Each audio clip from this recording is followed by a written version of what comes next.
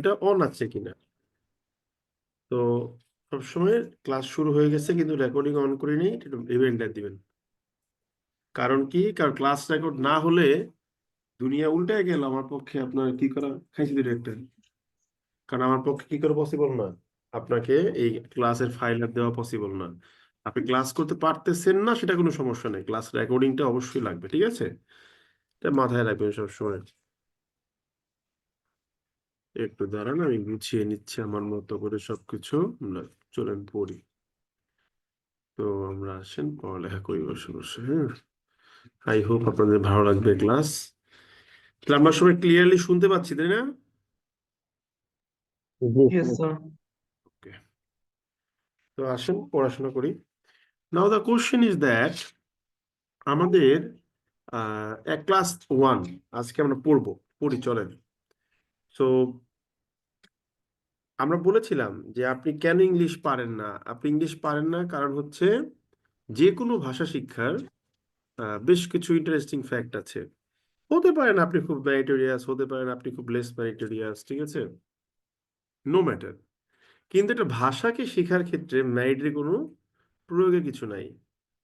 যে ব্যক্তিটা হয়তো আমেরিকায় থাকে, could not finish his graduation or HSC or SSC, সেও কিন্তু ইংলিশে কথা বলতেছে।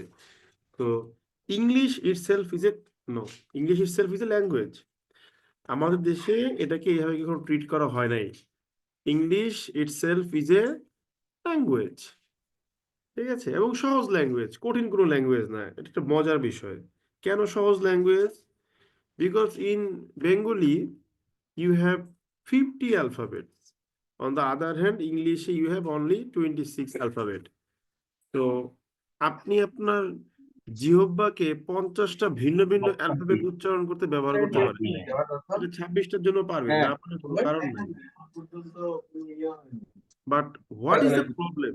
যে after finishing 60 years, 16 years of education, we cannot speak well, we cannot read well, we cannot write well. Even when we listen, we don't even understand well. So what is the problem? The problem is very simple. যে কোনো language, আমরা মাতৃভাষা, সেটা ইংরেজি হোক যেটাই হোক, মাতৃভাষা যে উপায়ে শিখি, এই উপায়টার নাম হচ্ছে গিয়ে কি, অ্যাকুইজিশন। আই রিপিট, এই উপায়টার নাম হচ্ছে গিয়ে কি, অ্যাকুইজিশন। পৃথিবীর সমস্ত মানুষ, they learn their mother tongue by using the idea of acquisition. অ্যাকুইজিশনটা কিভাবে ঘটে? It takes place naturally. হয়তো ধরেন আপনার চারপাশের মানুষজন ইংলিশে কথা বলতো, আপনি শুনতেন, listening, and one day you started to speaking. Then one day you got admitted to school where you started to read rhymes and poems, so reading. And one day you started writing the alphabets or writing the words. That is called writing. So there are first 4 specific steps of learning a language. পৃথিবীর যত মানুষ আছে তার মাতৃভাষাকে acquire করছে, সেটা যেই ভাষা ব্যবহার যেই ভাষাই হোক না কেন, প্রত্যেকেই এই ভাষাটাকে এইভাবে শিখে। But what about the second language? মাতৃভাষার পরে when it comes to second language, আমাদের সমস্যাটা হচ্ছে আমাদের বাবা মা কেউ ইংলিশে কথা বলতো না, সারাউন্ডিংস ইংলিশে কথা বলতো না, সো আমরা ইংলিশ শুনতাম না। তারপর কি হইতো, আমরা ইংলিশ বলিও নাই। একদিন ইংলিশ স্কুলে ভর্তি হয়েছেন, আপনারা মনে করেন যে জ্যাক এন্ড জিল পড়তে দিছে। তো আপনি ভাষা শিক্ষার প্রথম 2টা fundamentally steps you have successfully missed. That is the only reason আপনি ইংলিশ পারেন না ভাই। এটা কোনো কোচিং সেন্টারের চাপাবাজি না। আপনার যে বলেন না ভাই আমি ইংলিশ পারি না, আমি দুর্বল ছাত্র, এটা পুরাই বোগাস কথা। This is the only thing or the only mistake you have made in acquiring the second language. Second language এর সমস্যাটাই হলো এই জায়গাটায় যে আপনি আপনি ছোটবেলায় ইংলিশ শুনেন নাই এবং ইংলিশ বলেন নাই। হয়তো আপনি যখন 4-5 বছর বয়স হয়েছে, you got admitted to school and you are given a book to read the rhymes and you started you came across the idea of alphabets. That is the only problem. আর কোনো সমস্যা নাই। কিন্তু মাতৃভাষা আমরা সবাই দেখবেন এই 4টা বেসিক স্টেপ ফলো করেই শিখেছি। ব্যাপারটা কি বুঝতে পারলাম সবাই আমরা? ওই তো কি করতেছে, বুঝতে পারলাম কিনা? Yes or no? Yes, sir. Okay, Yes. তো আজকের পর Yes, থেকে bro. Should stop thinking that I am not good at English, I am not a meritorious student, because learning a language does not require merit. হ্যাঁ ঠিক আছে, আপনি একটা ভাষা মনে করেন যে হুমায়ুন আহমেদ হতে চান বাংলা ভাষায়, সেক্ষেত্রে একটা ব্যাপার স্যাপার আছে, সেখানেও কিছু বিষয় আছে যেগুলো হয়তো অন্য কোনো সময় আলোচনা করব। এবং আমি এসএসসিতে ইংলিশে ডি গ্রেড পেয়েছিলাম, ইংলিশে, ঠিক আছে। এবং আপনি যদি বলেন যে কেন পাইছিলাম, আমি সেম কথাটাই বলবো, কারণ আমার ওই যে লিসেনিং আর স্পিকিং ছোটবেলায় করা হয় নাই, নিজের ভুল বোঝার পরে ভালো হয়ে গেছি, ভদ্র হয়ে গেছি, এরপরে মনে করেন যে radical change took place in my life. এখন সমস্যা হলো ভাই, একই ডিসিশনের যে চারটা স্টেপ, এগুলো ফলো করে তো আপনাকে আমি ইংলিশ পড়াইতে পারুম না। আমার এখন আপনাদের ওই ট্রেডিশনাল মেথডে ইংলিশ পড়াইতে হইব। সো আমরা এখন কাজ করবো মূলত রিডিং আর রাইটিং নিয়ে, লিসেনিং স্পিকিং আমি আর কোনো কাজ করি না। Even I do have problem in listening and speaking, সত্যি কথা বলতেছি, আমার লিসেনিং এর সমস্যা আছে, স্পিকিং এর সমস্যা আছে, ঠিক আছে। এবার আমি জিনিসটা বুঝাই। তো রিডিং এবং রাইটিং এর যে বড় প্রবলেম সেটা হচ্ছে গিয়ে কি, আমরা রিডিং পড়লে বুঝি না, হোয়েন উই স্টার্ট রিডিং এর লং সেন্টেন্স, ওই যেটা দিয়ে শুরু করি লাস্টে গিয়ে কি পড়ছি আর প্রথম দিকে কি পড়ছি মনে থাকে না। রাইটিং এও লিখতে গেলে আগামাথা পাই না যে কি দিয়ে কি লিখতেছি। এর কারণ কি? এর কারণ হলো we don't know how to use sentence, বাক্যকে কিভাবে ব্যবহার করতে হয় উই ডোন্ট নো। এটা একটা বড় একটা প্রবলেম, ঠিক আছে। So when it comes to the fact that how to use sentence, কি করছে, তখন আপনাকে মাথায় রাখতে হবে যে we have to redefine the concept of sentence. আমরা সেন্টেন্সের কনসেপ্টটাকে রিডিফাইন করব। ছোটবেলা থেকে তো পড়ে আসছি, let's redefine the concept of sentence. চলেন দেখি পারি কিনা এই সেন্টেন্সটাকে রিডিফাইন করতে, ঠিক আছে। তো if we redefine the concept of sentence, আমরা বলবো যে স্ক্রিনে দাগেন না, এই চুল পাকনামি কার্যক্রম আমি খুব অপছন্দ করি। আমি প্রথম ক্লাসেই বলছি যে কোনো গল্প নাই টল্প নাই, শুধু পড়বো, 1 ঘন্টা পড়বো, ঠান্ডা মাথায় পড়বো। আমি মুছে দিলাম দাগটা, আর দয়া করে দাগ দিবেন না, অপছন্দ করি খুব এগুলো আমি। তো যখন ব্যাপারটা আসতেছে যে we need to redefine the concept of sentence, তখন আমরা বলি যে লেটস সি সাম সেন্টেন্স, কিছু বাক্যকে দেখা যাক। যেমন ধরেন আই লাভ ইউ, আমি তোমাকে, এই যে প্রীতি, কি প্রীত হয় না প্রীত হয় না কি নাম আপনার ভাই, আপনার কেটে কিছু দাগাইতে স্ক্রিনে ভাই বলেন তো, হোয়াট ইজ এর প্রবলেম? প্রথমবার দাগ দেওয়ার পর তো বললাম দাগ দিয়েন না। অডিও কথা বলেন, কে বলছে আপনাকে দাগাইতে বলেন? Did anyone tell you to scratch on the, কি বলে, স্ক্রিন? হ্যাঁ, কোনো দরকার নেই তো ভাই আপনার।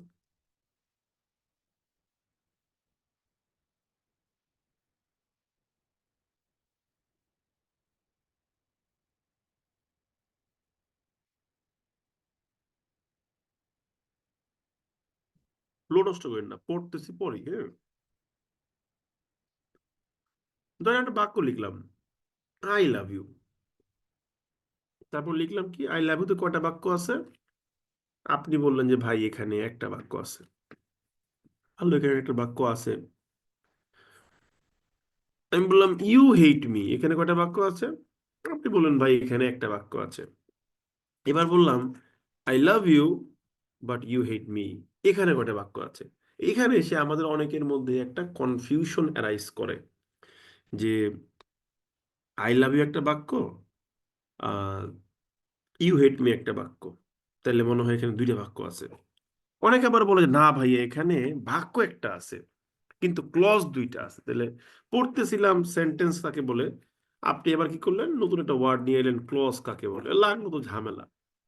দ্যাট ইজ ওয়াই ওরা মুখে ঢুকে দেয় কিনা দেখো, এগুলো গোছানোর দরকার নেই, এগুলো যেভাবে আছে সেভাবে থাকুক, ঠিক আছে, আর আমি ক্লাস নিচ্ছি, আমার ওইখানে কনসেন্ট্রেশন দেওয়া যাবে না, তুমি করো দেখো।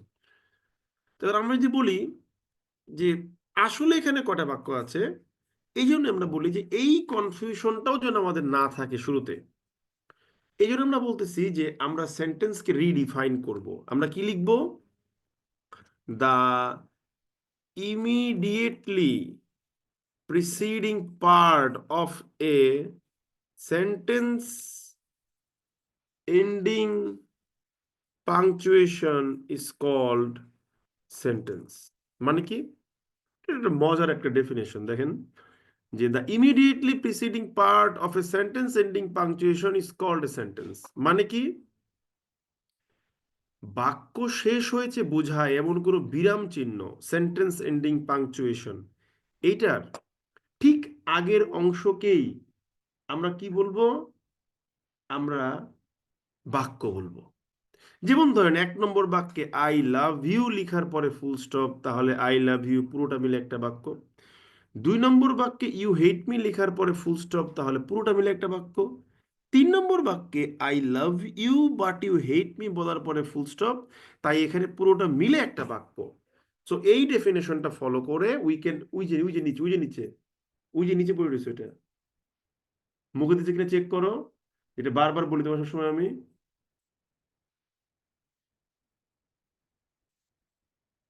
এই জিনিসটা বারবার বলি যে এই টেনশনটা যে আমাকে দিবা না ক্লাস নেওয়ার সময়, কখনো এটা এই টেনশন না করতে পারছি দুইটা।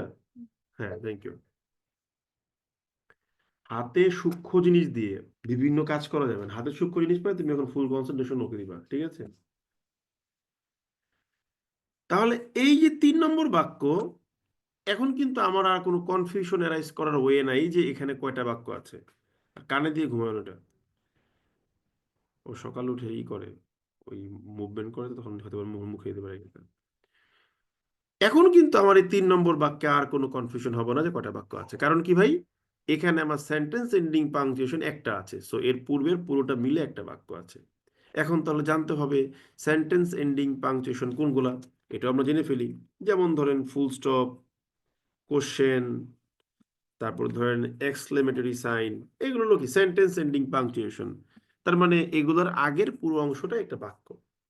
কিন্তু এই যে 3 নম্বর বাক্যে এসে যাদের মনে একটা আইডিয়া আসছিল যে ভাই এখানে আই লাভ ইউ একটা বাক্য, ইউ হেট মি একটা বাক্য হইতে পারে, আপনারাও কিন্তু টু সাম এক্সটেন্ট রাইট ছিলেন, ভুল ছিলেন না। কেন এই কথাটা বললাম? কারণ আপনি দেখতেছেন যে উপরে আই লাভ ইউ একটা বাক্য হয়েছে, ইউ হেট মি একটা বাক্য হয়েছে, এখন এই দুইটা বাক্য যোগ করলে তো ভাই দুইটা বাক্যই হয়, তাই না? এক এক যোগ করলে 2 হওয়ার কথা, তাহলে একটা হইলো কেন? হ্যাঁ, এখানে একটা মজার বিষয় আছে। সেটা কি, যখন আপনি দেখবেন সেন্টেন্স এন্ডিং পাংচুয়েশন একটা, তার মানে আগের পুরোটা মিলে একটা বাক্য, এতে কোনো ডিবেট নাই। কিন্তু এই বাক্যের মধ্যে দুইটা আলাদা অংশ আছে যারা চাইলেই আলাদা বাক্য হতে পারে। আর যখনই দেখবেন বাক্যের মধ্যে আলাদা কোনো অংশ আছে যা চাইলেই একটা বাক্য হতে পারে, ওই অংশকে আমরা বলি হচ্ছে ক্লজ। সো এখান থেকে আমরা ক্লজের সংজ্ঞা পেয়ে যাচ্ছি। It is a part of sentence, এটা হলো বাক্যের একটা অংশ, that can also be used, as a complete sentence. যেটাকে আপনি কি করতে পারেন, ওই অংশটাকে কি করতে পারেন, এটা কমপ্লিট সেন্টেন্স হিসেবে ইউজ করতে পারেন ইফ সেপারেটেড, যদি কি করা হয়, আলাদা করে নেওয়া হয়। যেমন 3 নম্বর বাক্যের আই লাভ ইউ কাইটটা নিয়ে যদি আলাদা করেন, এটা আলাদা বাক্য হয়ে যাবে। ইউ হেট মি কাইটটা নিয়ে একটা বাক্য বানাতে পারবেন, কোনো সমস্যা নাই। সো এই 3 নম্বর বাক্যে দুইটা অংশ আছে যাদেরকে আপনি চাইলেই একটা আলাদা বাক্য বানাতে পারবেন। সো এগুলোকে বলবো হচ্ছে আমরা ক্লজ। ওই finite verb, non finite verb, ঠিক আছে? এই সকল বিষয়ে আমাদের আলোচনা করার কোনো কিছু নাই, এগুলো আপনারা পড়ছেন, জানেন, এগুলো আমরা আলোচনা করবো না আসলে আপনাদের সাথে। তো we have got a very interesting definition of sentence and very interesting definition of clause. So we have redefined the concept of sentence and clause. আমরা সবাই কি সেন্টেন্স কাকে বলে এবং ক্লজ কাকে বলে এটা ক্লিয়ার হতে পারছি? খাইছো? হ্যালো, হ্যালো, জি ভাই পারছে। শোনা যাচ্ছে। জোরে বলেন, বুঝতে পারছেন কিনা পুরো বিষয়টা? জি দাদা। Yes sir. ওকে।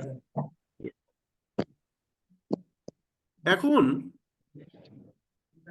এই যে আপনি শিখলেন ক্লজ কাকে বলে, সেন্টেন্স কাকে বলে, so let's classify the idea of clause. ক্লজকে ক্লাসিফাই করি।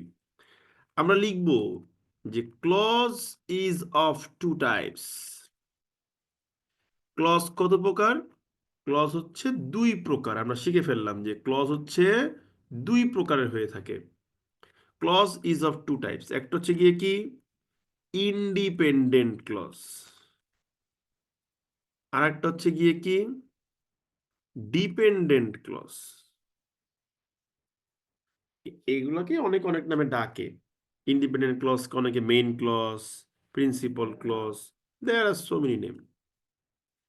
ডিপেন্ডেন্ট ক্লজকে অনেকে সাবঅর্ডিনেট ক্লজ, ডিপেন্ডেন্ট ক্লজ, অনেক অনেক নামে ডাকে। নো ম্যাটার, আমরা আপাতত এটাই জানলাম। এখন আমাদের জানতে হবে তাহলে ইন্ডিপেন্ডেন্ট ক্লজ এবং ডিপেন্ডেন্ট ক্লজটা কিরকম। আপনি যদি দেখেন যে কোনো ক্লজকে কেটে নিয়ে জাস্ট ফুল স্টপ দিলেই সে একটা সেন্টেন্স হয়ে যাচ্ছে, মনে রাখবেন সেই ক্লজটাই হচ্ছে ইন্ডিপেন্ডেন্ট ক্লজ। অনেকে অনেকভাবে ডিফাইন করতে পারে। আমাদের এই লেকচারগুলোর জন্য, ঠিক আছে, আমাদের এই আইডিয়াটুকু লাগে যে যদি কোনো ক্লজকে কেটে নিয়ে ফুল স্টপ দেই এবং সে সঙ্গে সঙ্গে সেন্টেন্স হয়ে যায়, কোনো প্রকার কোনো চেঞ্জের প্রয়োজন নাই, তাকেই আমরা বলবো হচ্ছে ইন্ডিপেন্ডেন্ট ক্লজ। যেমন ধরেন 3 নম্বর বাক্যের এই আই লাভ ইউ, এটা কাইটটা নিয়ে যদি একটা ফুল স্টপ দিয়ে দিই তাহলে এই 1 নম্বর বাক্যটা হয়ে যাবে। সো 3 নম্বর বাক্যের আই লাভ ইউ হইতেছে একটা ইন্ডিপেন্ডেন্ট ক্লজ। তারপর যদি ইউ হেট মি কাইটটা নিয়ে একটা ফুল স্টপ দিই তাহলে 2 নম্বর বাক্যটা হয়ে যাবে। তার মানে 3 নম্বর বাক্যে ইউ হেট মি এটাও একটা ইন্ডিপেন্ডেন্ট ক্লজ। তাহলে ডিপেন্ডেন্ট ক্লজ কোনটা? মনে রাখবেন, ডিপেন্ডেন্ট ক্লজকে কেটে নিয়ে যদি ফুল স্টপ দিয়ে দেন এইটা কিন্তু সেন্টেন্স হবে না। ও বলবে কি? ও বলবে যে ভাই I am not satisfied with it, I need more changes. তাহলে কি লিখলাম? ডিপেন্ডেন্ট ক্লজকে কেটে নিয়ে যদি ফুল স্টপ দেন তাহলে কিন্তু সেন্টেন্স হবে না। তোফায়েল আহমেদ, অডিও অফ রাখবেন সবসময় দয়া করে। তাহলে কেউ যদি বলে আজকে থেকে ইন্ডিপেন্ডেন্ট ক্লজ এবং ডিপেন্ডেন্ট ক্লজ কেমনে পার্থক্য নির্ধারণ করবেন, আপনি বলবেন যে ভাই খুব সিম্পল, ইন্ডিপেন্ডেন্ট ক্লজ কাইটটা নিয়ে ফুল স্টপ দিলে সেন্টেন্স হয়ে যাবে, ডিপেন্ডেন্ট ক্লজ কেটে নিয়ে ফুল স্টপ দিলে সে সেন্টেন্স হবে না। সে বলবে ভাই আই নিড মোর চেঞ্জেস, আমার আরো কিছু পরিবর্তন দরকার। সেটা কি সেটা পরে দেখবো, এটা নিয়ে তো আমাদের মূল আলোচনা, আমরা জাস্ট আগে বেসিক গুলাকে ফরমেশন করে নিচ্ছি। তাহলে আজকে থেকে ইন্ডিপেন্ডেন্ট ক্লজ এবং ডিপেন্ডেন্ট ক্লজ কাকে বলে বললে এই মজার সংজ্ঞা দুইটা বলতে পারবেন না? Yes, sir. হ্যালো, হ্যাঁ দাদা। পারবেন কিন্তু, পারতে হবে। এখন প্রশ্ন হলো, এই যে ইন্ডিপেন্ডেন্ট ক্লজ ডিপেন্ডেন্ট ক্লজ বুঝলেন, এইটা আবার কেমন ইংলিশ পড়ানো? সেন্টেন্স ক্লাসিফিকেশন না করে হেতে ক্লজ ক্লাসিফিকেশন করে, কি দেবে ফাইজলামি এটা একটা। তো আমরা সেন্টেন্স তো ক্লাসিফিকেশন করি। যদি বলি 1 নম্বর বাক্যে কয়টা ইন্ডিপেন্ডেন্ট ক্লজ আছে, আপনি দেখতে পাচ্ছেন আই লাভ ইউ পুরোটা ইন্ডিপেন্ডেন্ট ক্লজ, তারপরে ফুল স্টপ আছে, একটা ইন্ডিপেন্ডেন্ট ক্লজ। যদি আপনি দেখেন যে যদি আপনি কি দেখেন যে কিসের মধ্যে গেল বুঝলাম না। যদি আপনি দেখেন যে কোন একটা বাক্যের মধ্যে একটা মাত্র ইন্ডিপেন্ডেন্ট ক্লজ আছে, একটু দাঁড়া, একটা ফোন আসছে আমার। হ্যালো, হ্যালো,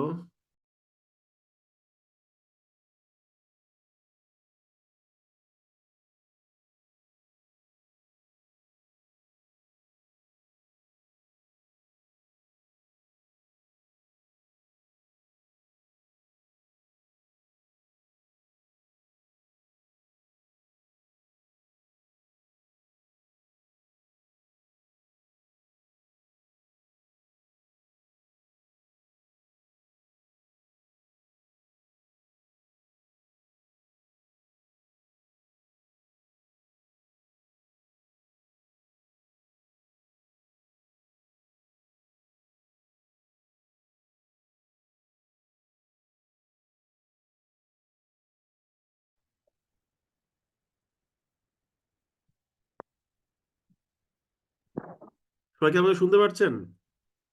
Yes, তো যদি কোনো বাক্যে দেখেন যে একটা ইন্ডিপেন্ডেন্ট ক্লজ আছে কিন্তু কোনো ডিপেন্ডেন্ট ক্লজ নাই, জিরো ডিপেন্ডেন্ট ক্লজ, ওই বাক্যটার নাম হলো সিম্পল সেন্টেন্স। আই রিপিট, যদি কোনো বাক্যে দেখেন একটা মাত্র ইন্ডিপেন্ডেন্ট ক্লজ আছে, কোনো ডিপেন্ডেন্ট ক্লজ নাই, তাহলে এটা কি ক্লজ, কি সেন্টেন্স? Simple sentence. যেমন 1 নম্বর বাক্যে একটা ইন্ডিপেন্ডেন্ট ক্লজ। 2 নম্বর বাক্যেও একটা ইন্ডিপেন্ডেন্ট ক্লজ। এগুলো সবই হচ্ছে সিম্পল সেন্টেন্স, কোনো ডিপেন্ডেন্ট ক্লজ নাই। এবার বলেন 3 নম্বর বাক্যে কয়টা ইন্ডিপেন্ডেন্ট ক্লজ দেখি পারেন কিনা বলেন। দুইটা। দুইটা আমরা বলবো না, আমরা বলবো ইন্ডিপেন্ডেন্ট ক্লজ দুইটা, আমি বলবো না অ্যাপিয়ারেন্ট অ্যান্সার আমি নিব না, আমরা বলবো independent clause is greater than one. যখন দেখবেন বাক্যের মধ্যে একের অধিক ইন্ডিপেন্ডেন্ট ক্লজ আছে কিন্তু কোনো ডিপেন্ডেন্ট ক্লজ নেই, ওইটাকেই আপনি বলবেন কম্পাউন্ড সেন্টেন্স। বুঝতে পারলাম ব্যাপারটা? আমরা বাক্যের মধ্যে কি আছে বলেন, একাধিক ইন্ডিপেন্ডেন্ট ক্লজ, কিন্তু কোনো কি নেই, ডিপেন্ডেন্ট ক্লজ নেই, তাহলে সেটা কি সেন্টেন্স? Compound sentence. শেষ হয়ে গেল। তাহলে ইফ আই টেল ইউ এই 3 নম্বর বাক্যটা, what type of sentence is this, কি বলবেন? Compound sentence. Compound sentence. না পারার কোনো কারণ নেই, দেখছেন, বললেই পারবেন। এখন এই দুইটা ডেফিনেশনকে আমরা চাইলে একটা কম্বাইন্ড ডেফিনেশনে নিয়ে আসতে পারি। দুইটা ডেফিনেশনকে আমরা চাইলে কি করতে পারি, এটা কম্বাইন্ড ডেফিনেশনে নিয়ে আসতে পারি। কিভাবে? দুই ক্ষেত্রেই ডিপেন্ডেন্ট ক্লজ জিরো, তাহলে আমি লিখলাম যে জিরো ডিপেন্ডেন্ট ক্লজ। এখন ইন্ডিপেন্ডেন্ট ক্লজ কয়টা? একটা বা একের বেশি। তাহলে আমি লিখলাম ইন্ডিপেন্ডেন্ট ক্লজ হচ্ছে গিয়ে কি, ইন্ডিপেন্ডেন্ট ক্লজ হচ্ছে গিয়ে কি এক বা একের বেশি। এই যে দেখেন, এবার মিলে যাবে, দেখেন, এই যে দেখেন, এই কথাটার মধ্যে কিন্তু দুইটা সংজ্ঞায় কিন্তু ইনক্লুড হয়ে গেল। তার মানে এই ক্ষেত্রে এই সেন্টেন্সটা হচ্ছে কি সিম্পল অথবা কম্পাউন্ড, যে কোনোটাই হতে পারে। দেখেন তো ঠিক আছে কিনা কথাটা আমার। হ্যাঁ দাদা। ডিপেন্ডেন্ট ক্লজ আমি রাখলাম কত, জিরো। এখন ডিপেন্ডেন্ট ক্লজ নাই, ইন্ডিপেন্ডেন্ট ক্লজ এক বা একাধিক, একটা হলে সিম্পল, একের বেশি হলে কম্পাউন্ড। তার মানে এই সংজ্ঞাটা আমরা কি বলবো, this is the combination of both simple and compound sentence. বুঝতে পারছেন ব্যাপারটা? হ্যাঁ দাদা। ওকে। এখন মজার বিষয় হলো, একটা সেন্টেন্স সিম্পল হোক বা কম্পাউন্ড হোক, যাই হোক না কেন, আপনি যেই মাত্রই সেখানে ডিপেন্ডেন্ট ক্লজ নিয়ে আসলেন, সঙ্গে সঙ্গে ওই সিম্পল বা কম্পাউন্ড যেটাই হোক না কেন, সেটা হয়ে গেল কমপ্লেক্স সেন্টেন্স। এই হলো কমপ্লেক্স সেন্টেন্সের অস্তিত্ব চলে আসলো। এখন তাহলে বলতে পারেন যে ভাই ডিপেন্ডেন্ট ক্লজ কয়টা আসতে পারে? এখন এক গামলা দুধের মধ্যে আপনি যদি এক ফোঁটা লেবুর রস দেন, পুরোটা ছানা হয়ে যাইব। আবার 1 লিটার লেবুর রস দিলেও পুরোটা ছানা হয়ে যাইব। সো কমপ্লেক্স করতে গেলে সেন্টেন্সে একটা ডিপেন্ডেন্ট ক্লজ আনলেও যা, একাধিক ডিপেন্ডেন্ট ক্লজ আনলেও তা। And this is called the definition of complex sentence. সবাই কি বুঝতে পারলেন নাকি বুঝতে পারলেন না বলেন? হ্যাঁ দাদা। হ্যাঁ দাদা। এবং এই জায়গাতে এসে আমরা বলি গঠনের উপর ভিত্তি করে, বেসড অন স্ট্রাকচার, সেন্টেন্স 3 প্রকার। এই আমি লিখলাম, কি লিখলাম, যে বেসড অন স্ট্রাকচার, স্ট্রাকচার উপর ভিত্তি করে সেন্টেন্স ইজ অফ 3 টাইপস। আশা করি এটা ভুলবেন না। 1 simple sentence, 2 compound sentence, and 3 complex sentence. এখন অনেকে আবার দেখবেন যে কম্পাউন্ড কমপ্লেক্স, জটিল যৌগিক বাক্য এরকম বিভিন্ন নামে ডাকতে পারে, কিন্তু মেইনলি আমাদের 3টা প্রকার মাথায় রাখতে হবে। এখন কিন্তু মোটামুটি আমরা বুঝে গেলাম তাহলে সেন্টেন্স কাকে বলে এবং গঠনের উপর ভিত্তি করে সেন্টেন্স কত প্রকার, ক্লজ কাকে বলে, ক্লজ কত প্রকার, বুঝতে পারছি না আমরা? হ্যাঁ দাদা। হুম। এখন সমস্যাটা কোথায় হবে, সেন্টেন্সের আর কোনো ফার্দার ক্লাসিফিকেশন লাগবে না, কিন্তু ডিপেন্ডেন্ট ক্লজের একটা ফার্দার ক্লাসিফিকেশন লাগবে। সেটা কি, নোট দিচ্ছি, মনে রাখবেন। এই ডিপেন্ডেন্ট ক্লজ বা DC is of 3 types. Dependent clause কত প্রকার? 3 প্রকার। Number 1 adjective clause, number 2 adverb clause, number 3 noun clause. There are 3 types of dependent বা সাবঅর্ডিনেট ক্লজ। এই তুই ঘুমাস না কে? ঘুম যা। তাও একটা বাইরে দিয়েছে প্যান্ট দিয়ে, একটা বেরিয়ে গেছে একদম। কি? ঘুমা, ঘুমা, ঘুমা, ঘুমে যা।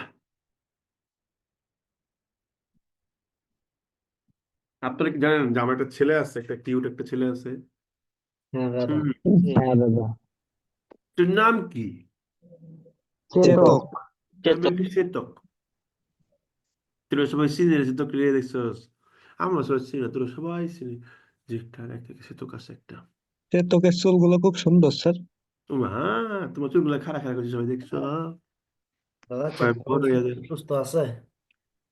আছে মোটামুটি, অসুস্থ লাগেই থাকে। ওরা সবাই বলতেছে কি ইন্ডিয়া নেওয়ার জন্য বলতেছে। না আমি তো ভাই ইন্ডিয়া যাওয়ার পক্ষপাতী না। আমার চলতেছে আর কি। চিকিৎসার জন্য তোমার যেতে দাদা হলে ফুল যেতে বলছে। হবে। হুম।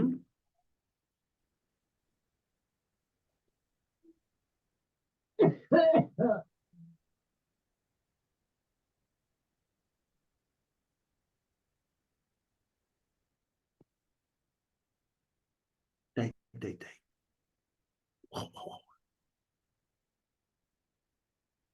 তো এখন আমরা বুঝে গেলাম ডিপেন্ডেন্ট ক্লজ হচ্ছে তিন প্রকার: adjective clause, adverb clause, noun clause. তার মানে আমরা লজিক্যালি একটা অনুসিদ্ধান্তে পৌঁছাতে পারি, একটা সেন্টেন্সকে কমপ্লেক্স করতে গেলে মূলত কার উপস্থিতি থাকতে হবে বলেন তো বুদ্ধি করে? Dependent clause. সেটা তো আমিও জানি রে ভাই। এখন বুদ্ধি খাটায় বলেন যে ডিপেন্ডেন্ট ক্লজ বলতে কাকে বোঝাচ্ছি। ওটা তো আগের লাইনেই শেষ। এতক্ষণ যে বললাম ডিপেন্ডেন্ট ক্লজ তিন প্রকার, তার মানে আমি কমপ্লেক্স। নিশ্চয়ই অন্য খুঁজতেছি। বলেন। যার পরে ফুল স্টপ দিলে আমরা একটা রাইট কমপ্লিট সাইড সেন্টেন্স না পাবো না। কিসের মধ্যে কি পান্তা ভাতে কি? আমি এতক্ষণ যে ভাই বললাম dependent adjective clause. Clause adjective, লাগবে, না অ্যাডভার্ব আর হয় নাউন অ্যাডভার্ব ক্লজ। ক্লজ লাগবে, না হয় নাউন ক্লজ লাগবে, যে কোনো একটা লাগবে। হ্যাঁ, অ্যাডজেক্টিভ তার ক্লজ মানে একটা এন্ড সেন্টেন্সকে বুঝতে হবে যে সুমন ভাই প্রশ্নটা কি করতে পারে। তার মানে ভাই বলছে একটু আগে যে একটা ক্লজ কমপ্লেক্স হতে গেলে ডিপেন্ডেন্ট ক্লজ থাকতে হবে, তো আগেই বলছে। এখন সে অ্যাড করলো কি, ডিপেন্ডেন্ট ক্লজ তিন প্রকার: adjective clause, adverb clause, noun clause. তার মানে কমপ্লেক্স সেন্টেন্স মানেই হলো অ্যাডজেক্টিভ ক্লজ, অ্যাডভার্ব ক্লজ আর নাউন ক্লজের কাজ কারবার। সবাই বুঝতে পারছেন ব্যাপারটা?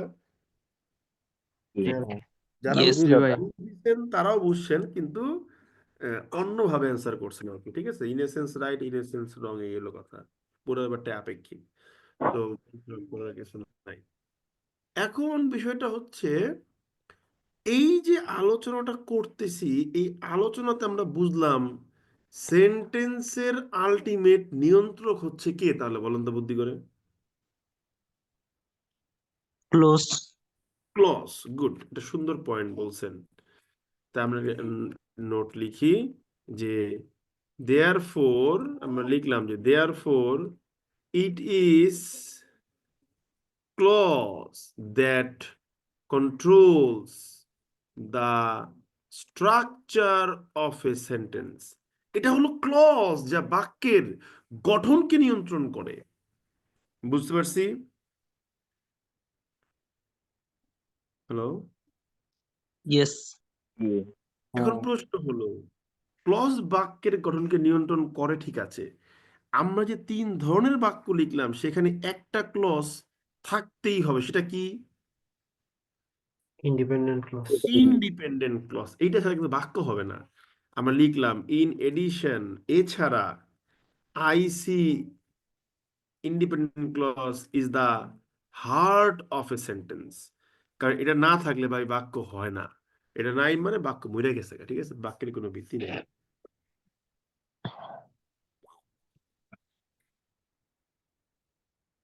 বুঝতে পারছেন সবাই ব্যাপারটা? বলেন। ওকে, তাহলে আমরা আজকের এই লেকচারে এখন পর্যন্ত বুঝতে পারলাম সেন্টেন্স কাকে বলে, ক্লজ কাকে বলে, অ্যান্ড দেয়ার ক্লাসিফিকেশনস, এবং সেন্টেন্সের নিয়ন্ত্রক কে। তো ফার্দার কোনো ক্লাসিফিকেশন আমরা করি না, কিন্তু অ্যাডজেক্টিভ ক্লজ এইটা আবার দুই ভাগে বিভক্ত। কি কি? রেস্ট্রিকটিভ অ্যাডজেক্টিভ ক্লজ ভার্সেস হচ্ছে নন রেস্ট্রিকটিভ অ্যাডজেক্টিভ ক্লজ। আর কোনো ক্লাসিফিকেশন নাই, ঠিক আছে। এই হলো ক্লাসিফিকেশন। তাহলে আমরা এখন থেকে বুঝবো যে সেন্টেন্স লিখতে যাওয়া মানেই হইলো আপনার আমার কি থাকতে হবে, একটা ইন্ডিপেন্ডেন্ট ক্লজ থাকতে হবে। এই টুকু দাও, গ্যাস আছে বেটা। তো আমরা বুঝতে পারলাম, ঠিক না? বুঝতে পারলাম না সবকিছু যেটা বললাম?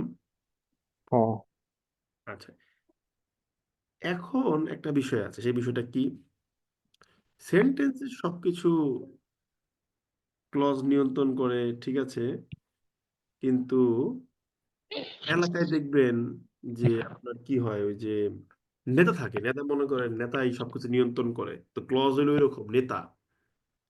এখন এই নেতার লগে দেখবেন কিছু ছোট ভাই ব্রাদার থাকে, যারা নেতার মতোই ভাব নিয়ে চলাফেরা করে, কিন্তু এগারে কেউ গুণের না, এগারে কেউ দামও দেয় না 2 পয়সার। তো এই ক্লজ যেমন বাক্যের নিয়ন্ত্রক, এই ক্লজের মতোই ভাবসাব লইয়া থাকে একটা জিনিস, সেটা হলো ফ্রেজ।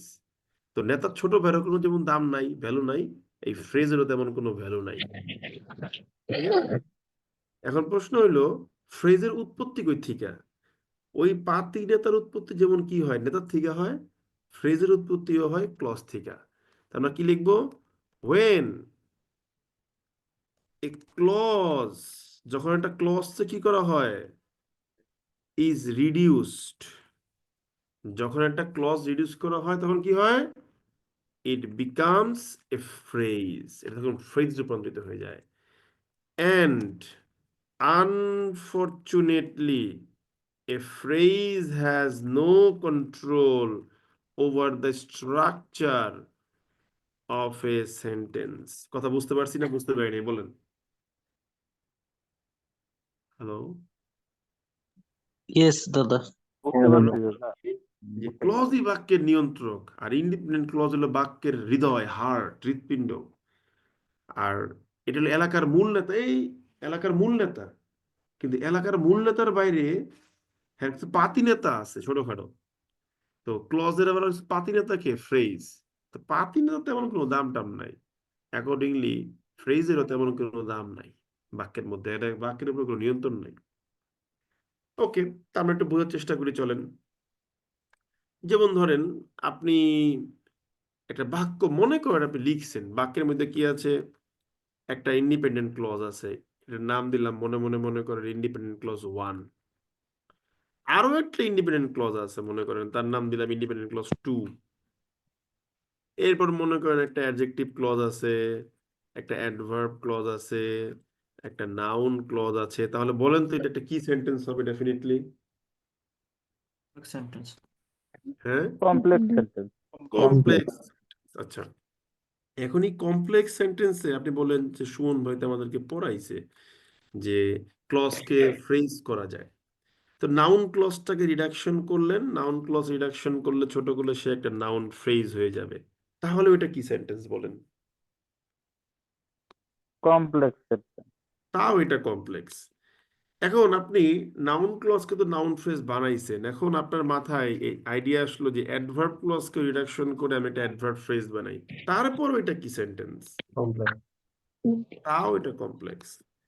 আমি যদি বলি যে ভাই আমি এখন নাউন ক্লজকে নাউন ফ্রেজ বানাইছি, অ্যাডভার্ব ফ্রেজ বানাইছি, এবার অ্যাডজেক্টিভ ক্লজকেও আমি অ্যাডজেক্টিভ ফ্রেজ বানাবো, তাহলে এটা কি সেন্টেন্স?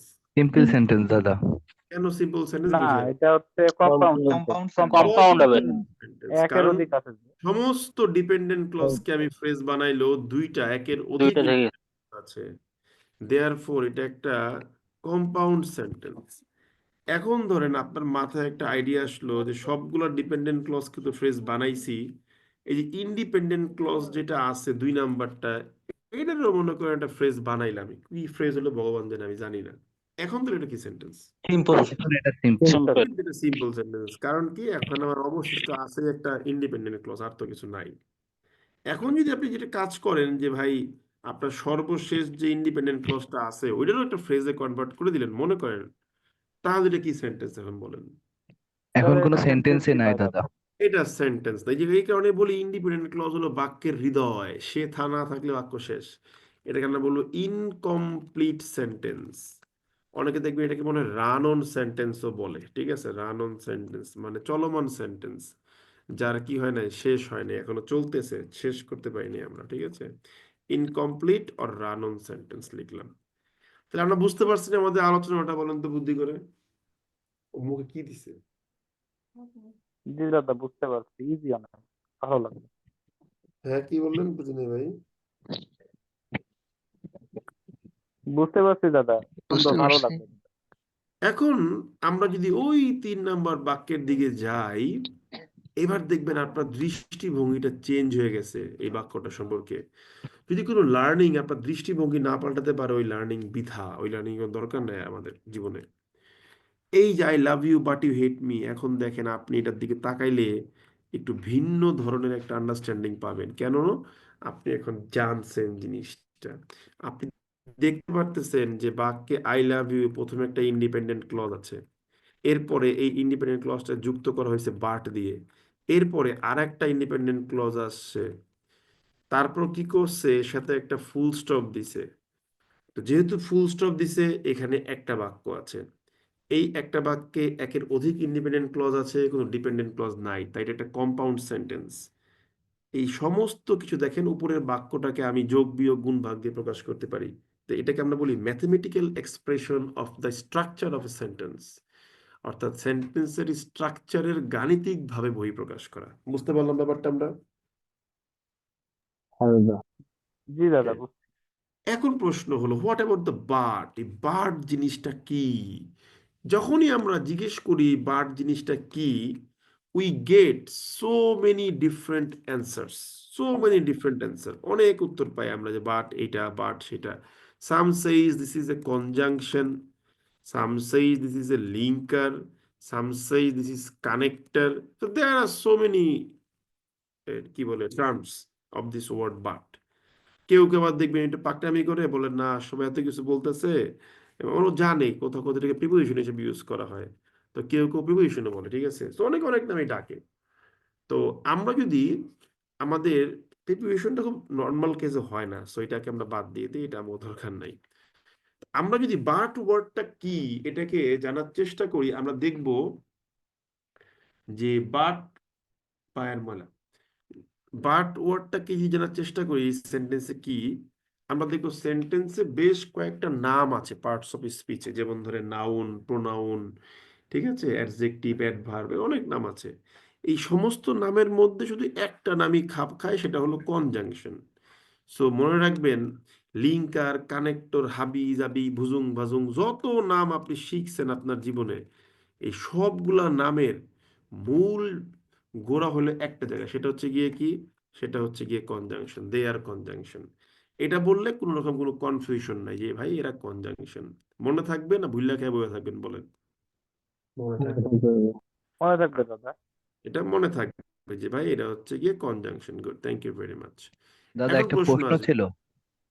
হ্যাঁ বলেন, শুনতেছি।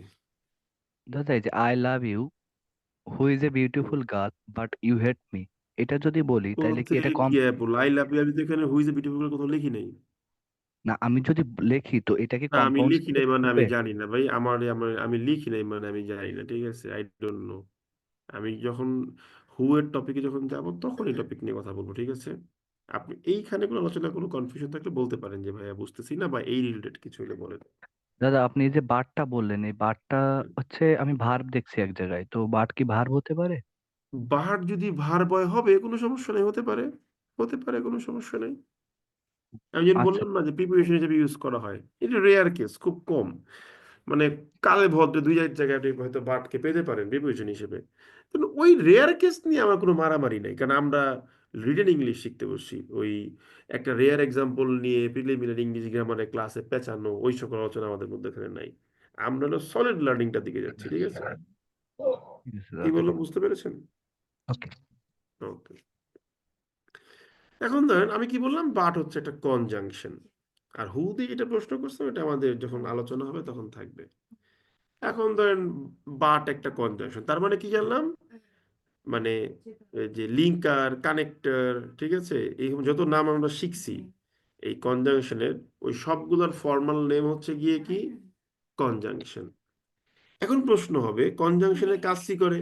সে লিংক করে, সে জয়েন করে, বা সে কানেক্ট করে, কারণ এগুলো নামগুলোর মধ্যেই কিন্তু ওর দায়িত্বটা আমরা বুঝতে পারি। এখন প্রশ্ন হলো কনজাংশন কত প্রকার? কনজাংশনকে অনেকে অনেকভাবে ক্লাসিফাই করে, কিন্তু আমি আমার মতো করে ক্লাসিফাই করবো। সেটা কি? কনজাংশন দুই প্রকার। একটা হচ্ছে কোঅর্ডিনেটিং কনজাংশন,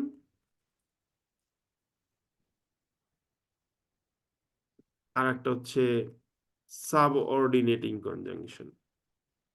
ঠিক আছে? নাও দ্য কোশ্চেন আসতে পারে, ভাই কোঅর্ডিনেটিং কনজাংশন কি, সাবঅর্ডিনেটিং কনজাংশন কি? আচ্ছা, প্রথমেই বলবো সাবঅর্ডিনেটিং কনজাংশন আমাদের এই আলোচনাতে এখনো আসে না বা পরে আসবে। শুধু আমরা আপাতত শিখবো কোঅর্ডিনেটিং কনজাংশন। কোঅর্ডিনেটিং কনজাংশন জিনিসটা কি? সে কোঅর্ডিনেট করবে। যা কনজাংশন তো দুটো জিনিসের মধ্যে লিঙ্ক স্থাপন করবে। তো যদি সে কোঅর্ডিনেট করে, তার মানে দুইটাকে সমান সমান গুরুত্ব দিবে। যেমন ধরেন উদাহরণস্বরূপ আমি বলি, এটা আমি যদি মনে করেন বলি যে সুমন অ্যান্ড চেতক, উদাহরণস্বরূপ, তাহলে কি হইলো? অ্যান্ড এর আগে আছে সুমন, পরে আছে চেতক। সুমন একটা নাউন, চেতক একটা নাউন। তাহলে দুই পাশে সমান জিনিস রাখছে। তো কোঅর্ডিনেটিং কনজাংশনের মূল থিমটাই হচ্ছে এটা, যে ভাই আমি দুইটা সমান ধরনের জিনিস নিয়ে কাজ করব, দুইটা ভিন্ন ধরনের জিনিস নিয়ে আমি কাজ করতে চাই না। এটাই হলো কোঅর্ডিনেটিং কনজাংশনের একটা মূল ফিচার। সমান সমান টাইপের জিনিস নিয়ে সে কাজ করবে। এখন ভাই সুমন এন চেতক দিয়ে আমাদের উদাহরণ পড়ার দরকার নেই, কারণ এগুলো হচ্ছে আপনার খুবই রুডিমেন্টারি, প্রাথমিক লেভেলে পড়াশোনা। তো কোঅর্ডিনেটিং কনজাংশন বোঝার ক্ষেত্রে যেটা আমাদের শিখতে হবে সেটা হলো ক্লজ দিয়ে কাজটা কিভাবে হয়। কোঅর্ডিনেটিং কনজাংশনের মূল ফিচারটাই হচ্ছে যে সে সমধর্মী দুইটা ক্লজকে নিয়ে থাকবে। ঠিক আছে, আই রিপিট, দুইটা সমধর্মী ক্লজকে নিয়ে থাকবে। কিরকম? যেমন ধরেন ইন্ডিপেন্ডেন্ট ক্লজ 01 প্লাস, ঠিক আছে, coordinating conjunction plus independent clause 02। তাহলে এইখানে কোঅর্ডিনেটিং কনজাংশনটা কাকে যুক্ত করলো? সে দুইটা সমান টাইপের ক্লজকে যুক্ত করলো, দুইটাই ইন্ডিপেন্ডেন্ট ক্লজ। বুঝতে পারছেন ব্যাপারটা ভাই? কি জানি হ্যাঁ স্ক্রিন দাদা। লাগাইতেছে, যেটা আমি খুব হেট করি। বুঝতে পারছেন কিনা? ইয়েস অর নো প্লিজ বলতে হবে। ইয়েস দাদা। হ্যাঁ দাদা। Yes. পরেও তা নিবে। যেমন ধরেন আপনি যদি বলেন যে ভাই এমন কি হতে পারে না যে দুটো ডিপেন্ডেন্ট ক্লজকে সে যুক্ত করলো, হ্যাঁ, যে এখানেও একটা মনে করেন ডিপেন্ডেন্ট ক্লজ দিলাম, এখানেও একটা ডিপেন্ডেন্ট ক্লজ দিলাম, দেখেন তো তাহলে ভাই সে দুইটা সমান জিনিসকে যুক্ত করছে না? হ্যাঁ দাদা। হ্যাঁ, হ্যালো, Yes. কথা রেসপন্স কর, কি খাই কথা?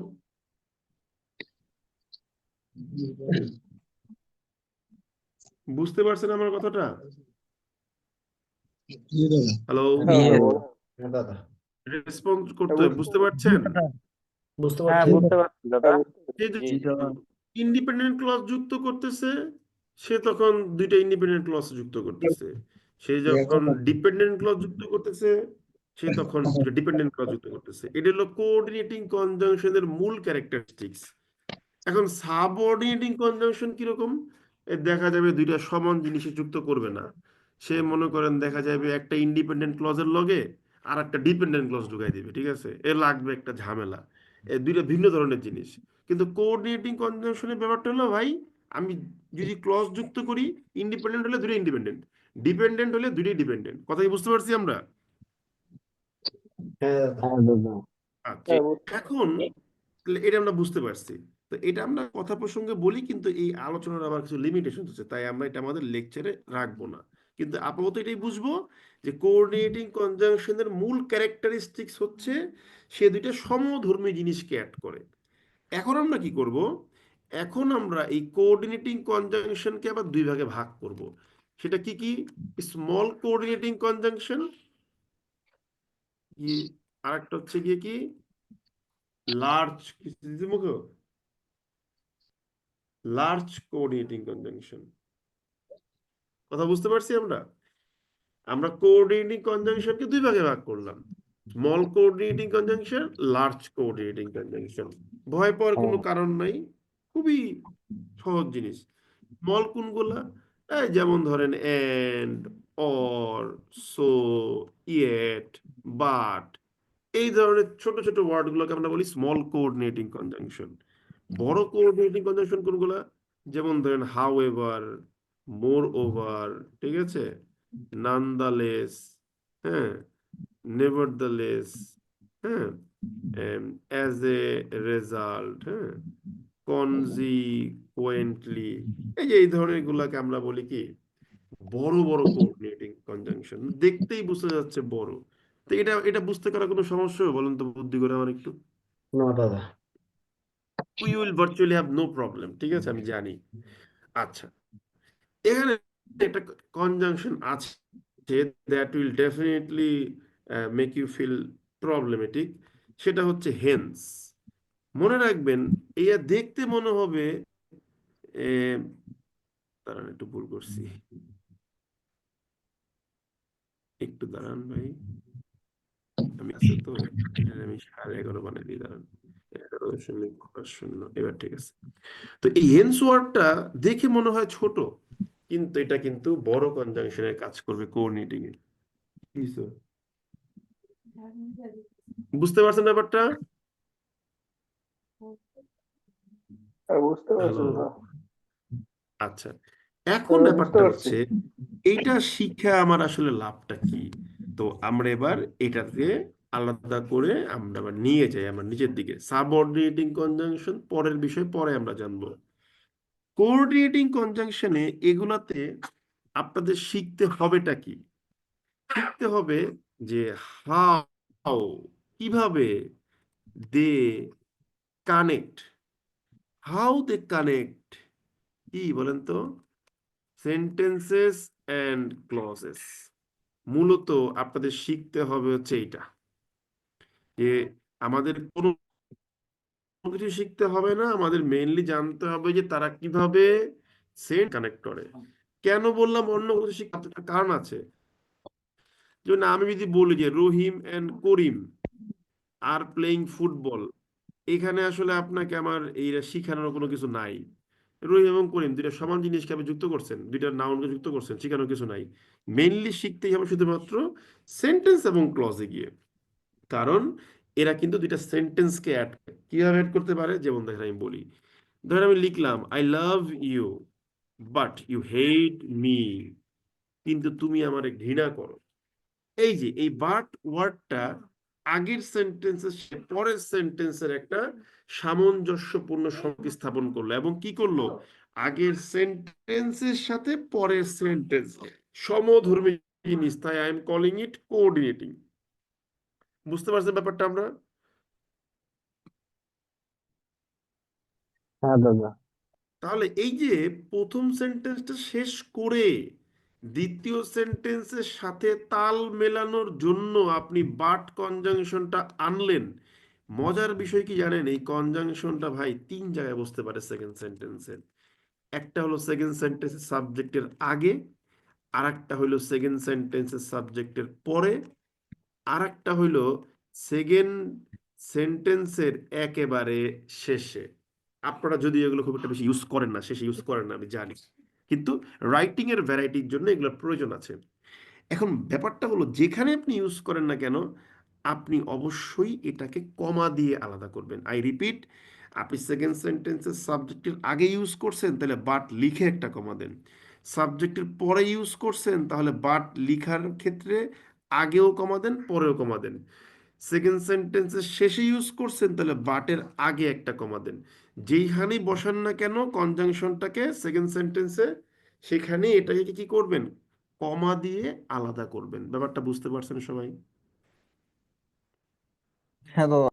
জি দাদা। এখন আপনি যদি বলেন যে সুমন ভাই, এই যে একদম লাস্টেই বাট লেখাটা আমি দেখি নাই, খুব কম দেখছি, সাধারণত সাহিত্যে ইউজ করা হয় বেশি। এখন ছোট কনজাংশনেও যেই নিয়ম সেন্টেন্স যুক্ত করার ক্ষেত্রে, বড় কনজাংশনেও একই নিয়ম।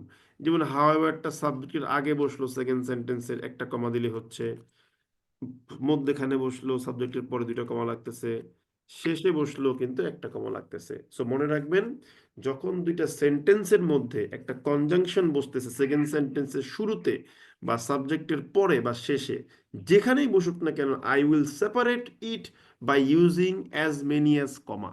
কথা বুঝতে পারছি না বুঝতে পারি নাই বলেন? পাচ্ছি দাদা। বুঝতে পারছি। Yes. এখন এই কমার তাৎপর্য কি? যেখানেই কমা সেখানেই একটা ব্রেক, মানে কথার মিনিং সুন্দর করার জন্য। যে আপনারা অনেক পড়ি যে I love you but you hate me, এরকম না। I love you full stop শেষ, বাট একটু থামবো, বাট ইউ হেট মি। তো এই বাট বলার ক্ষেত্রে ব্রেক লাগে।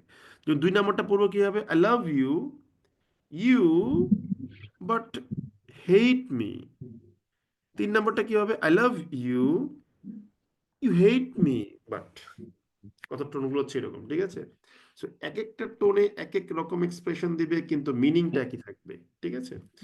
সো যখন দুইটা সেন্টেন্স যুক্ত করবেন কনজাংশন দিয়ে কোঅর্ডিনেটিং, যেখানেই বসান না কেন কমা দিবেন। Now you can tell me যে ভাইয়া আমি অনেক জায়গায় দেখছি যে কমা দেয় না, কোনো সমস্যা নাই। রিটেন গ্রামারের মজাই হচ্ছে এটা, there is no hard and fast rule, বাঁধা ধরা কোনো নিয়ম নাই। আপনার কাছে মনে হয়েছে আপনি বাট ইউ হেট মি লিখবেন, কমা দিবেন না, না দেন। আপনি কোনো ব্রেক দেওয়ার প্রয়োজন ফিল করতেছেন না, দিবেন না। কিন্তু নর্মাল ইংলিশে আমি বলি দিয়ে দেওয়াটাই বেটার। আমাদের ওই ওই জায়গায় দেয় নাই, ওই জায়গায় দেয় নাই, এত মারামারি করার দরকার নেই। আমরা একটা স্ট্যান্ডার্ড নিয়মে শিখবো। ব্যাপারটা কি বুঝতে পারলাম? Yes. ক্যা গোমা গমশা। আচ্ছা, এটা তো বুঝতে পারছি। না, হোয়াট অ্যাবাউট ক্লজ? যখন সে ক্লজ যুক্ত করবে তখন কি হবে? আপনি মনে মনে ভাববেন এই যে দুইটা সেন্টেন্স যুক্ত করছে, এই দুইটাকে ক্লজ ভাবেন। যেখানে যেখানে কনজাংশন বসছে ঠিক সেখানে সেখানেই কনজাংশন বসবে। আমি তাই কি করব? আমি এইগুলাকে কপি করে নিয়ে নিব। দেখেন, কপি করে নিয়ে আমি বুঝাচ্ছি ব্যাপারটা কিরকম হবে। দেখেন, ধরেন এটা আমি একটু বড় করে দিই যেন বুঝতে পারি আমরা সহজে, ঠিক আছে? যে এখন আমি যদি বলি যে এগুলো ক্লজ, এখন ক্লজ হলে তো ভাই প্রথমে যে আই লাভ ইউ লিখছেন সেখানে তো আর হবে না, ফুল স্টপ থাকবে না, তাই না? এই যে তাই ফুল স্টপ গুলাকে আমি কি করছি? বাদ দিয়ে দিচ্ছি। এই দেখেন, বাদ দিয়ে দিচ্ছি। মানে ক্লজ মানে তার ফুল স্টপ থাকবে না, ঠিক আছে? এই যে বাদ দিয়ে দিলাম। বুঝতে পারতেছেন ব্যাপারটা কি করতেছি আমি? হ্যাঁ। হ্যালো, হ্যাঁ দাদা। বুঝতে পারতেছেন? গুড। এখন প্রশ্ন হইল, এই যে এখন কিন্তু এগুলো সব ক্লজ। এখন ক্লজের ক্ষেত্রে একটু ঝামেলা আছে। কি ঝামেলা আছে? ধরেন আপনাকে আমি যদি বলি এই যে স্টার মার্ক যেটা দিলাম, প্রথমে দিলাম, এখানে আই লাভ ইউ বলার পরে বাট লিখে তারপরে ইউ হেট মি লিখছে, দুইটা ক্লজকে সুন্দরভাবে সেপারেট করা হয়েছে। কিন্তু দেখেন বাকিগুলোতে যেমন আই লাভ ইউ বলে আবার ইউ শুরু হয়ে গেছে। তাহলে একটা ক্লজ শেষ করে যদি আপনি কোনো কনজাংশন না ব্যবহার করতে চান, পরে ইউজ করেন সেটা ঠিক আছে, সেক্ষেত্রে এটা অবশ্যই নিয়ম মোতাবেক সেমিকোলন দিয়ে আলাদা করতে হবে। তাই এই দুইটাকে আপনার কিন্তু কি করতে হবে, নিচের ক্ষেত্রে এই দুইটাকে কিন্তু কি করতে হবে? সেমিকোলন দিয়ে আলাদা করতে হবে। আপনি যদি বলেন যে সুমন ভাই আমি কোনো ক্লজ এই কনজাংশন দিচ্ছি না, তাহলে একটা ক্লজ থেকে আর একটা ক্লজের মধ্যে একটা কি রাখতে হবে বলেন তো বুদ্ধি করে? সামঞ্জস্য রাখতে হবে। ও সামঞ্জস্য ওয়ার্ডটা আমি একবারও বলি নাই ভাই, সরি টু সে। আপনি একটা হাইপোথেটিক্যাল ওয়ার্ড বললে হবে না, আমি যেটা বলছি সেটাই বলতে হবে। কি বলছি বলেন? সেমিকোলন। সেমিকোলন রাখতে হবে। এখন সেমিকোলন রাখার পরে এই স্টার মার্ক করা বাদে যে দুটি স্টার মার্ক করলাম, বাকি 4টে এক্সাম্পল দেখেন, কোনো সমস্যা নেই, everything is fine. I love you semicolon you comma but hate me, I love you semicolon you hate me comma but.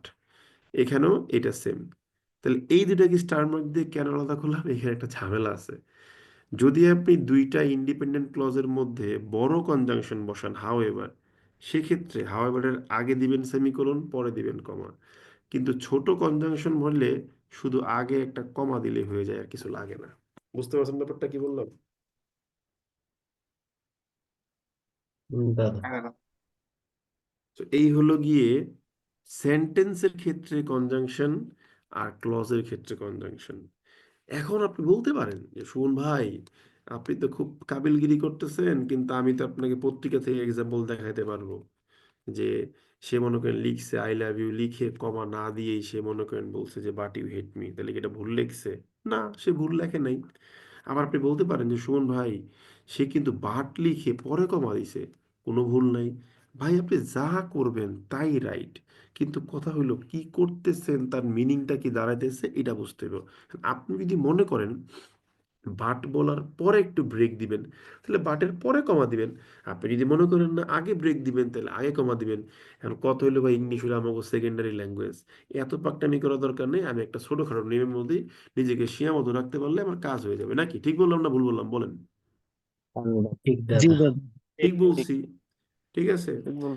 এখন আপনি যেটা শিখে ফেললেন, এখন আপনার কাজ কি? আপনার কাজ হলো আপনি যখনই কিছু পড়বেন আপনি তাই নিয়ে লিখবেন এবং সেখানে এটাকে অ্যাপ্লাই করবেন, তাহলেই আপনি বস। যেমন আজকের দিনে একটা হট টপিক বলেন তো ভাই। আর্থকুয়েক তিব্বত। তিব্বতের আর্থকোয়েক ভাই 60 দিন আগের news.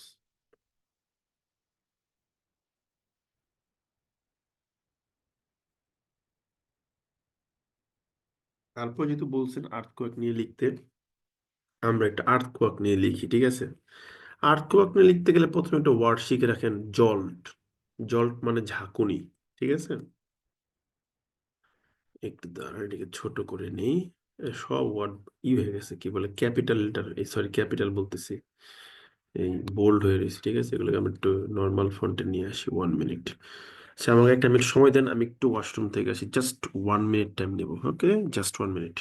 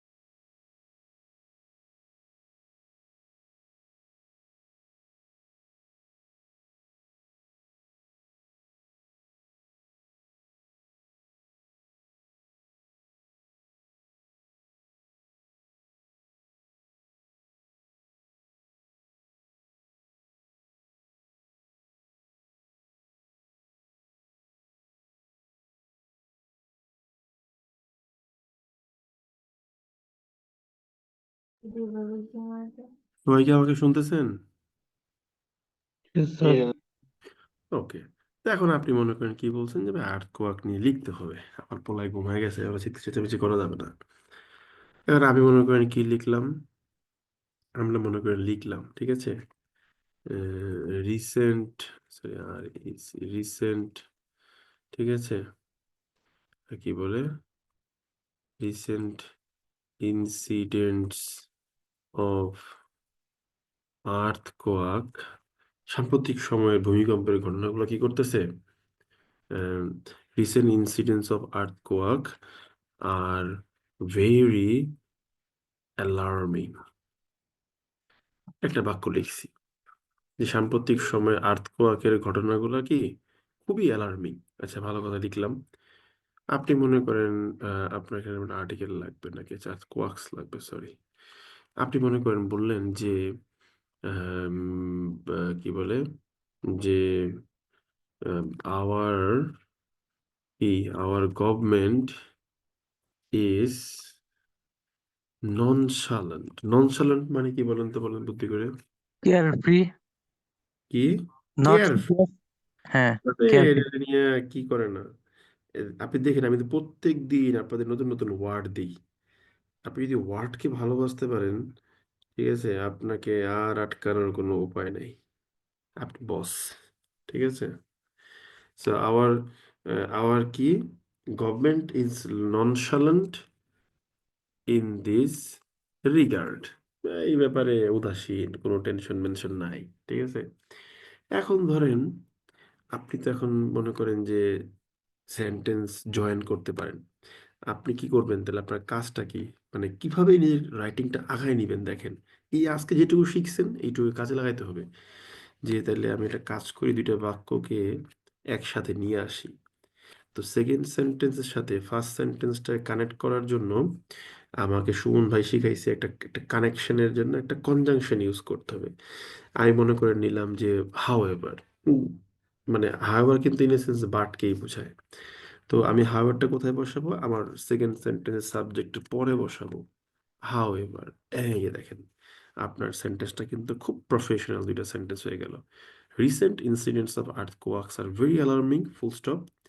Our government, comma, however, comma, is nonchalant in this regard. বুঝতে পারছেন ব্যাপারটা সবাই? হ্যালো, জি দাদা। হ্যাঁ দাদা। Yes, হ্যাঁ brother. দাদা। বুঝতে পারছি। এখন ধরেন আপনার মাথায় আর একটা আইডিয়া আসলো কি, আচ্ছা ঠিক আছে, আমি তাহলে ক্লজ হিসেবে যুক্ত করে দেখি পারি কিনা। তাহলে ক্লজ হিসেবে যুক্ত করলে কি হবে? প্রথমে আমার কাজ হলো আমি এখানে প্রথম বাক্যের ফুল স্টপটা উঠাই দিব, দিলাম উঠাইয়া। এখন আপনি হাওয়ারটা কোথায় রাখবেন? আপনি চাচ্ছেন ওই একইভাবে সেকেন্ড ক্লজের সাবজেক্টের পরে রাখতে। তো যেহেতু আপনি ফার্স্ট ক্লজ শেষ করে কোনো কনজাংশন আনবেন না, তাহলে এটা কমা দিয়ে আলাদা করবেন। এরপরে একইভাবে আওয়ার গভর্নমেন্ট লিখে কমা দিয়ে আপনি কি করবেন? হাওয়ার লিখবেন। এই যে দেখেন, আপনি কিন্তু কোনোদিন এইভাবে বাক্য লিখতেন না। দেখেন, একটা পাংচুয়েশনের একটা কমা জানা থাকলে কত সুন্দর বাক্য বানানো যায়। But you have never learn how to use it. That is the problem of writing. কি বললাম বুঝতে পারছেন? এই সিম্পল জিনিসগুলো পারেন না বলে আটকে যাচ্ছেন রাইটিং এ। সেন্টেন্সের ভ্যারাইটি আসতেছে না। ধরতে পারছেন ব্যাপারটা? হ্যাঁ দাদা। হ্যালো, হ্যাঁ। হ্যাঁ দাদা। জি দাদা। জি জি। হ্যাঁ দাদা। তো আমরা বিষয়টা ধরে ফেললাম। এখন একটা ঝামেলা আছে। কি ঝামেলা আছে?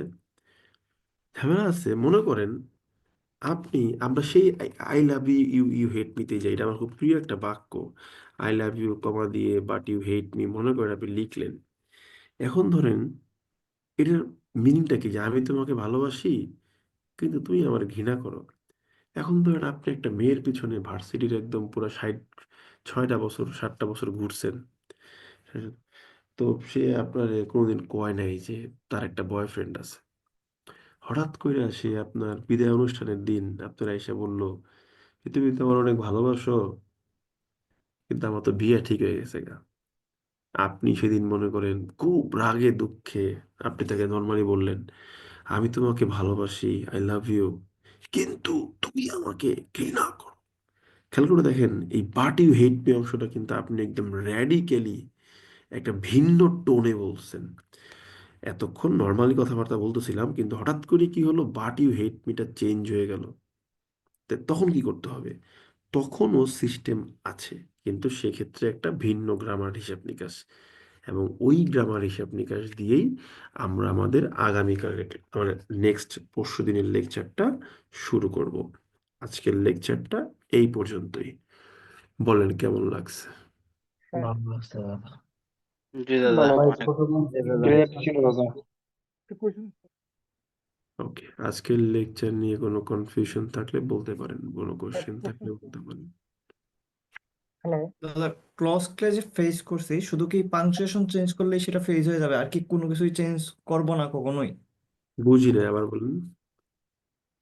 ক্লজকে ফেজ কর ক্লজকে আমরা ফেজ করছি সেকেন্ড সেন্টেন্স, হ্যাঁ, সেক্ষেত্রে শুধু পাংচুয়েশন চেঞ্জ করলেই হয়ে যাবে, আর কোনো কিছু কি কখনোই করতে হবে না? আপনি কি চেঞ্জ করতে চান না সেটা বলেন। আমাকে বলেন যে ভাইয়া ক্লজ এটা। এবং ফেজের মধ্যে ডিফারেন্সটা যে দাদা, ওইটা কি তেমন কোনো ডিফারেন্সই নাই আসলে, যে ডিফারেন্সটা আমরা আমি দেখছিলাম। আমি তো কোনো ফ্রেজ টেজ কিছুই এখন আলোচনা করি নাই। আমি তো ক্লজে আছি, ফ্রেজ থেকে আসতেছে। আপনার প্রশ্নটা ক্লিয়ার করেন, আমি বুঝিনি আপনার প্রশ্নটা এখনো ভালো করে। হ্যালো, আমি বোঝাতে পারতেছি না দাদা, যে হ্যাঁ, আমরা যে আবার এই বলেন। যে সেমিকোলন দিয়ে যে অংশটা আলাদা করছিলাম, হুম, হুম, হুম। সেটা কি ক্লজ বানানোর জন্য আলাদা করছিলাম, না কেন আমরা আলাদা করছিলাম এই জায়গাটা? আমরা আলাদা করার সময় বলেছিলাম যে আপনি যেমন দুইটা সেন্টেন্সকে যখন বসান পাশাপাশি তখন একটা সেন্টেন্সকে শেষ করে আর একটা সেন্টেন্স শুরু করেন, তাহলে একটা সেন্টেন্স শেষ করার জন্য কি লাগে? সেন্টেন্স এন্ডিং পাংচুয়েশন লাগে। হতে পারে সেটা ফুল স্টপ, হতে পারে সেটা প্রশ্নবোধক সাইন, হতে পারে সেটা একটা এক্সক্লেমেটরি সাইন। একইভাবে আপনি যখন দুইটা ক্লজকে পাশাপাশি নিয়ে আসবেন কোনো কনজাংশন ছাড়া, তখনও প্রথম ক্লজটাকে সেকেন্ড ক্লজ থেকে আলাদা করতে হবে, এবং সেক্ষেত্রে কি ইউজ করতে হবে? পাংচুয়েশন হিসেবে সেমিকোলন ইউজ করতে হবে। ব্যাপারটা কিরকম? নেটিভ ইউজাররা ওই আমি তোমাকে ভালোবাসি কিন্তু তুমি আমাকে ঘৃণা করো এইভাবে না বলে অনেক সময় এইভাবে বলে, আমি তোমাকে ভালোবাসি, তুমি আমাকে ঘৃণা করো। অর্থাৎ এখানে কিন্তু কথাটা সে বলে না, কিন্তু আমরা বুঝতে পারি এখানে একটা কিন্তু ওয়ার্ড আছে। তার মানে কি দুইটা ইন্ডিপেন্ডেন্ট ক্লজকে পাশাপাশি রেখেও কথা বলা যায়, কিন্তু সেক্ষেত্রে যে পাংচুয়েশনটা প্রয়োজন হয়, যে ব্রেকটা দেওয়া হয়, সেটাকে দেওয়া হয় সেমিকোলনের মাধ্যমে। বুঝতে পারছেন ব্যাপারটা? হ্যাঁ দাদা, বুঝতে পারছি, একদম clear. Okay, thank you very much. দাদা আমার একটা প্রশ্ন ছিল, করতে পারি? বলেন। দাদা আপনি ইন্ডিপেন্ডেন্ট ক্লজ এবং ইন্ডিপেন্ডেন্ট ক্লজ 1 এবং independent clause 2 plus adjective clause, adverb clause এবং নাউন ক্লজ দিয়ে যে কমপ্লেক্স, সিম্পল, কম্পাউন্ড, ইনকমপ্লিট সেন্টেন্সের একটা গ্রাফ দেখিয়েছেন, ওই গ্রাফটা যদি কাইন্ডলি আপনি একটু ক্ল্যারিফাই করেন আর একবার, আমি খুব কৃতজ্ঞ। রেকর্ড ক্লাসে খুব সুন্দর করে দেওয়া আছে, আপনি হয়তো পরে জয়েন করেছেন তাই বুঝতে পারেন নাই। না, আমি পরে জয়েন করিনি দাদা, আমি প্রথম থেকেই আছি, বাট মানে আমার একটু ধরতে সমস্যা হয়েছে। ওকে কোনটা ফাইন। ধরতে সমস্যা হয়েছে? কোন জায়গাটা আমি বের করছি, দাঁড়ান, 1 মিনিট টাইম দেবেন আমাকে।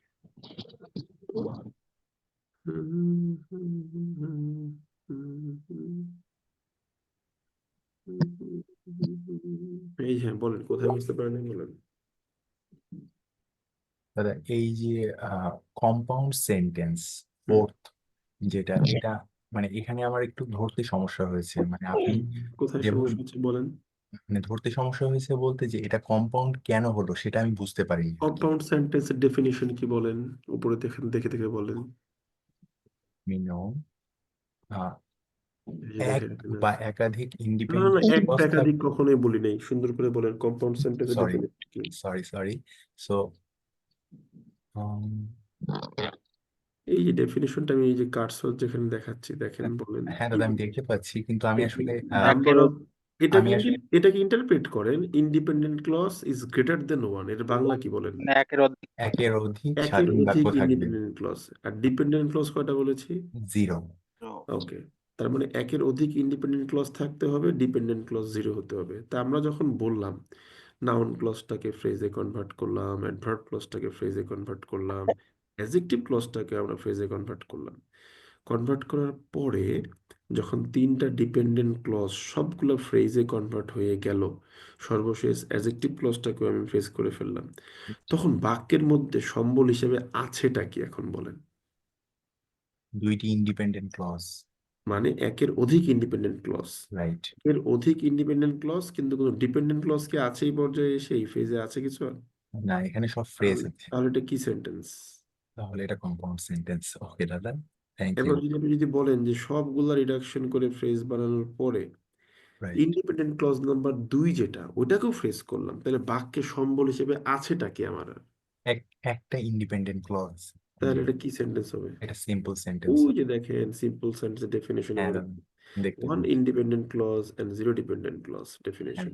হ্যাঁ। একদম টু দি পয়েন্টে মিলবে, কোনো এখানে কোনো ই নাই, আবেগের জায়গায় নেই, মিলতেই হবে, না না মিললে না দাদা, হবেই আমি না। বেসিক্যালি বুঝতে পারি নাই, সেই জন্য আপনাকে প্রশ্ন না করেছি। না, ঠিক ঠিক আছে, আমার কথাবার্তার টোনগুলো একটু এরকমই, একটু তেয়া না টাইপের না না কথা না, বলি, আমি বুঝতে সেটাতে কিছু পারছেন? মনে করছি না তো দাদা। ভয় হ্যালো পাওয়ার কোনো দাদা। কারণ নাই। না না না, আমি সেটাতে কিছু হ্যাঁ, মনেও করছি না, ইটস নর্মাল। আমি আপনার হ্যালো স্টুডেন্ট, আপনি দাদা। আমার টিচার, এনাফ অফ দিস। আমি খুব মানে খুবই খুবই খুবই রিজিড পার্সন এই বিষয়গুলোতে, বুঝতে পারছেন? মানে আমি পড়াশোনা করার সময় মনে করেন যে ওটা একদম ফাইরা ফুইরা পড়াশোনা করি, মানে এটার মধ্যে কোনো রকম কোনো কনফিউশন, মানে আমি যেন কোনোভাবে এটার থেকে কোনো রকম কোনো প্রশ্নের সম্মুখীনই না হই এমন ভাবে পড়ে ফেলবো। ঠিক আছে, বলেন নেক্সট কোশ্চেন। হ্যাঁ দাদা, একটা বিষয় জানার ছিল যে লাস্ট যে মানে সেন্টেন্সটা, যে রিসেন্ট ইনসিডেন্ট, হুম এইটা, হুম হুম হুম হুম হুম। হ্যাঁ এইটাতে যে মানে হাউএভার যে কনজাংশনটা আনা হয়েছে, এটা শেষ পর্যন্ত কি এটা মানে কম্পাউন্ড সেন্টেন্সে পরিণত হয়েছে দাদা, তাই না? না, কেন কম্পাউন্ড সেন্টেন্সে পরিণত হবে? আপনি recent incidents of earthquakes are very alarming লিখার পরে ফুল স্টপ দিছেন, না তাহলে স্যার, না না দাদা, নিচেরটা নিচেরটা দাঁড়ান দাঁড়ান, এটা একটা সিম্পল সেন্টেন্স। হ্যাঁ, এটা বুঝছি। এরপরে আপনি কি করছেন, আওয়ার গভর্নমেন্ট দিয়ে আর একটা ইন্ডিপেন্ডেন্ট ক্লজ দিয়ে বাক্য লিখছেন। যেহেতু দুইটা ফুল স্টপ আছে, তাহলে এটা কি দুইটা আলাদা সেন্টেন্স, তো দুইটা মিলে হুম কোনো সেন্টেন্স হওয়ার উপায় আমার নাই। হুম আর হুম নিচের দিকে তাকান, আপনি নিচের দিকে দেখতে পাচ্ছেন যে এখানে আমার বাক্যের মধ্যে সেন্টেন্স এন্ডিং পাংচুয়েশন আছে কোথায়, এই যে সবার শেষে এসে একটা, তার মানে জি এখানে জি আমার বাক্য আছে দুইটা, এটা বুঝতে পারলাম। জি বাক্য দুইটা আছে, তাহলে ক্লজ কয়টা আছে দেখি তো। Recent incidents of earthquakes are very alarming, এটা একটা independent clause. Hmm our government is nonchalant in this regard, এটাও একটা ইন্ডিপেন্ডেন্ট ক্লজ। তাহলে হুম বাক্যের মধ্যে একাধিক ইন্ডিপেন্ডেন্ট ক্লজ পেয়েছি, কোনো ডিপেন্ডেন্ট ক্লজ নেই, তাহলে এটা কম্পাউন্ড সেন্টেন্স। জি দাদা, বুঝতে পারছি। ঠিক আছে, আর কোনো কোশ্চেন জি আছে? দাদা। ওকে, আর কোনো, সো আপনি যখন, আমি যখন পড়াইছি আপনাকে কিন্তু খুঁটিনাটি দিয়ে পড়াইছি, সো একেবারে দেখবেন অ্যাডভান্স লেভেলে গেলে এগুলো কত ইফেক্টিভ হবে।